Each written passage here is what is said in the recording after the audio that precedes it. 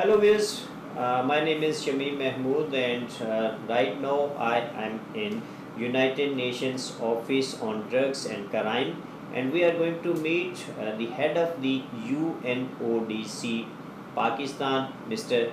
Jeremy Milsom. Thank you very much, Mr. Jeremy Milsom, for being with us. Milsom, please describe about the what UNODC is working, what are UNODC is doing in Pakistan. Will you please describe? My name's Jeremy Milsom and I'm the representative of the United Nations Office on Drugs and Crime in Pakistan.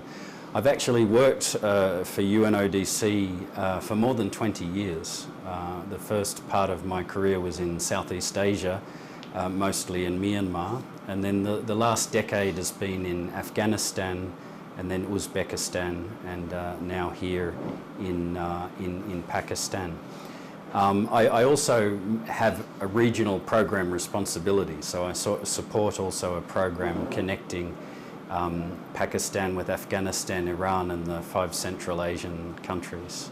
So it's a long career I've had with UNODC. Now the United Nations Office on Crime, we have 5 pillars. We have quite a broad mandate, and these relate to many treaties and instruments which the member states sign, and we have the role to support countries to address these issues. So the first is the world drug problem, dealing with the trafficking of drugs and their precursors, and also prevention and treatment of drug use disorders.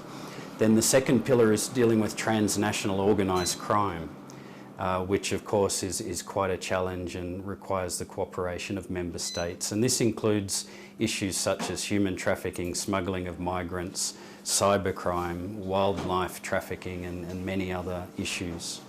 The third pillar is corruption and economic crime, which can be quite a drain on the resources of member states and needs to be addressed in a united manner. The fourth is actually counter-terrorism.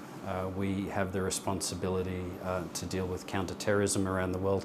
And the third is more generally on criminal justice and outreach to make the world safer and work with communities and societies on crime prevention and such issues. So it's quite a broad mandate. Here in Pakistan we have quite a large program, and we have again 5 pillars. So the first pillar is dealing with the drug trafficking and interdiction, including work on borders, also human trafficking and cybercrime. The second pillar is rule of law and criminal justice. So we work all around the country actually strengthening work on rule of law from first response to a crime, victim protection, through to links between the police and the judiciary, and right through to prisons and having proper prison conditions and so on. The third is again prevention and treatment of drug abuse. Fourth is counter-terrorism, and we have a regional program pillar as well. So that in a nutshell is the sort of scope of UNODC and what we do globally and in Pakistan. That's good. Since you mentioned that you have been in Afghanistan as well, and it's been reported that Afghanistan can be called the hub of these narcotics and all these stuff. So how do you handle all this situation in Pakistan? Well, it is a challenge because of the insecurity in Afghanistan. In 2020 we saw a 37% increase in the level of land under opium poppy production, and this is the third highest figure recorded. Most of the cultivation is in insecure areas outside of the control of the government in Kabul, so it's a very big challenge.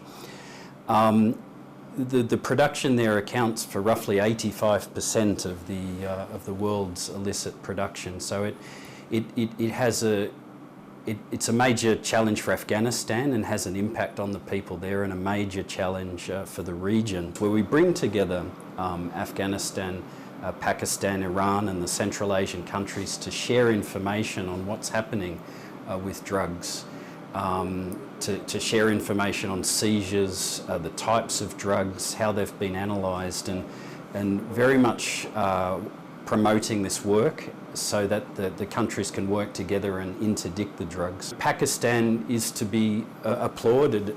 Pakistan, Afghanistan and Iran together sees more drugs, illicit drugs, than any other country.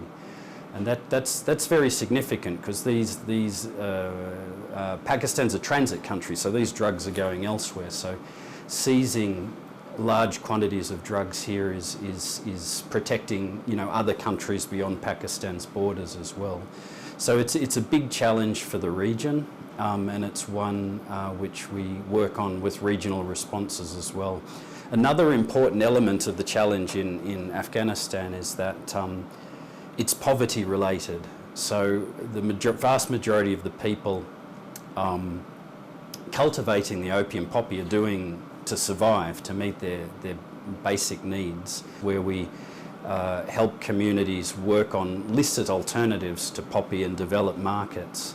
And Pakistan worked on this years ago very successfully, and it stopped any illicit production in the country and had very successful programs. And that experience is also, you know, helping our work in Afghanistan. So it's a big challenge. It's a big challenge for the region, and this is how we work together with the countries to address it. Mr. Jimmy Milsom, since we are facing the COVID-19, and I would like to ask how UNODC promote the scientific information and the counter misinformation this pandemic. That's a very good question. This Saturday, 26th of June, is World Drug Day, and the theme of today's celebration is Share Facts on Drugs, Save Lives. A UN General Assembly special session on the world drug problem in 2016. The countries of the world agreed on a resolution that drug use disorders are a multifactorial health issue. And that's a very important factor as well, because there's a lot of stigma and misunderstanding of those who get caught up and suffer from the dangers of drug abuse. And it's really important that we unite families and communities to support the people who have got these disorders as victims and from a health perspective, so that they can be treated safely in the community. At the same time, we share, you know, the science on how we can work together to counter the traffickers. Resolution 42-112 in 1987 that actually sets 26th of June as the International Day Against Drug Abuse and Trafficking. So it's really about, you know, bringing people together at all levels of society to understand the problem and to understand the dangers and work together to counter it. In this regard, how do you engage people to support this cause? In the last week, we've had quite a number of activities engaging with media and communities, and there'll be a bike ride as well. So it's the messaging part of it is really important, and it's not just something that happens today. We advocate all throughout the year to the best of our ability. We have media stories, and we have a Twitter account and a web page, and we try to advocate and build understanding of these issues. We do hope to work in partnership with the government to do a larger campaign in the coming year, especially targeting youth around the country so that there can be better understanding of the drug problem. So it's a very important part of what we do. Advocacy and capacity building is part of UNODC. And in this regard, what type of assistance UNODC provide to the officials in Pakistan? Every single week there is one or more capacity building training taking place around the country. Often we do also training of trainers, so it's not like one-off training, because you know there's a lot of rotation in the public service here, and so we're building a training capacity within departments trainers that can continue to train new people as they come in and progressively and systematically strengthen Pakistan's capacity in line with international standards to tackle all these important issues.